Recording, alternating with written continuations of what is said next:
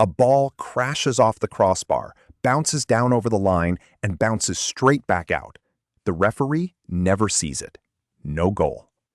It's one of the most famous moments in World Cup history, and for over 40 years after it, football had no way to know for certain whether a ball had actually crossed a line, except one man's eyesight from 30 yards away in real time.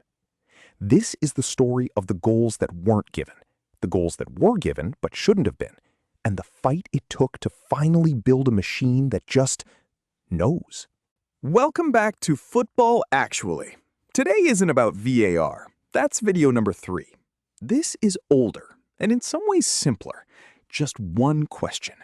Did the whole ball cross the whole line?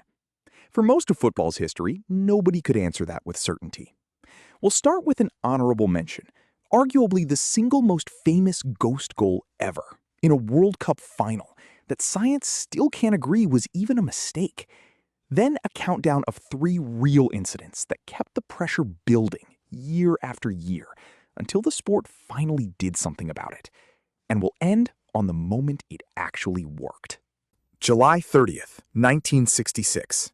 Wembley. Extra time. The World Cup final tied at 2 apiece. England's Geoff Hurst swings a shot that cannons off the underside of the crossbar, bounces down, and comes straight back out.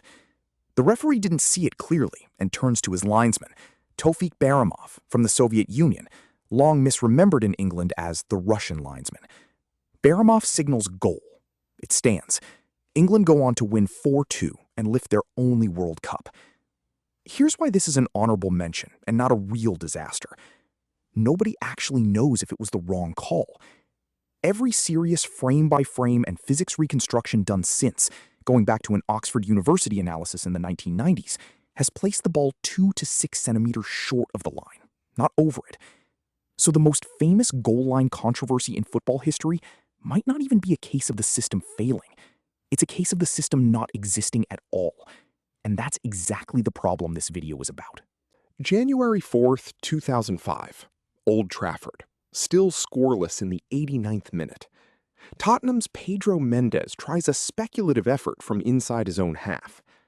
Manchester United's goalkeeper, Roy Carroll, completely misjudges it, spills the ball, and it bounces a clear meter over the line before he scrambles it back out with both hands.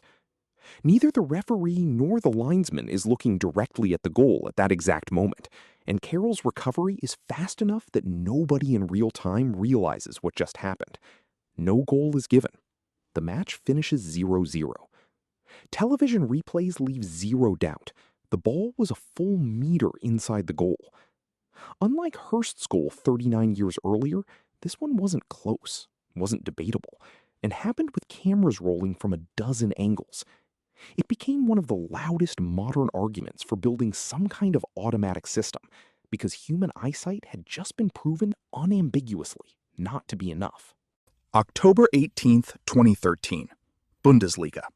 Bayer Leverkusen's Stefan Kiessling rises for a header that drifts wide of the post, but there's a small tear in the side netting, and the ball squeezes through the hole and lands in the goal, never once crossing the actual goal line. The referee, his view blocked by players, sees the ball end up in the net and gives the goal. Leverkusen's own players are visibly confused on the pitch. Some can be seen telling the referee it shouldn't count, but the goal stands. Leverkusen win 2-1. Here's what makes this one different from Hurst and Mendes. By October 2013, goal line technology had already been approved for over a year, and the Premier League was already using it. Bundesliga wasn't. This wasn't a case of the technology not existing. It was a case of a governing body deciding not to install the fix that was, by now, sitting right there. Kiessling later apologized for celebrating a goal he knew in his gut shouldn't have counted. June 27th, 2010.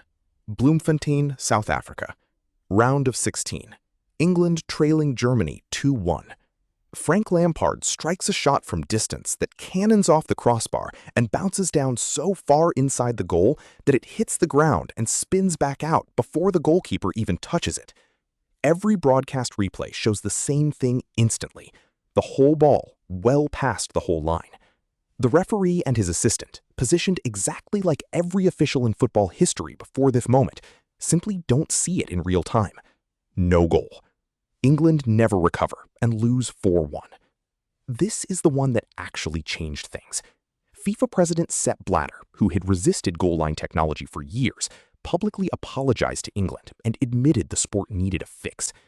Just over 2 years later, on July 5, 2012, football's lawmaking body approved two competing systems, Hawk Eye's multi-camera tracking and GoalRef's magnetic sensor ball, for real competitive use, first deployed months later at the 2012 Club World Cup in Japan.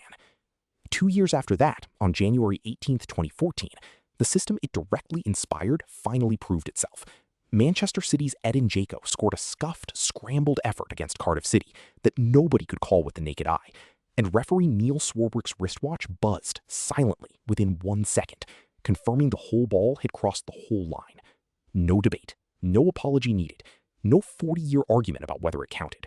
Football finally had its answer built in. After 4 incidents like that, you'd think the rule is obvious, but this is the part most fans get backwards. The laws of the game don't say the ball has to touch the goal line. They say the exact opposite. A goal is only scored when the whole of the ball passes over the whole of the goal line. That means if even a sliver of the ball is still touching the white paint of the line, it has not crossed yet. The line belongs to the field of play, not the goal. This is exactly why goal line technology has to be accurate to millimeters, not centimeters.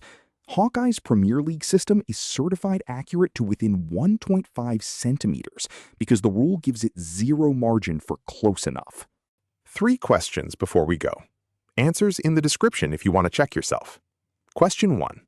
In the honorable mention, did modern replay analysis conclude Jeff Hurst's 1966 goal actually crossed the line or fell short?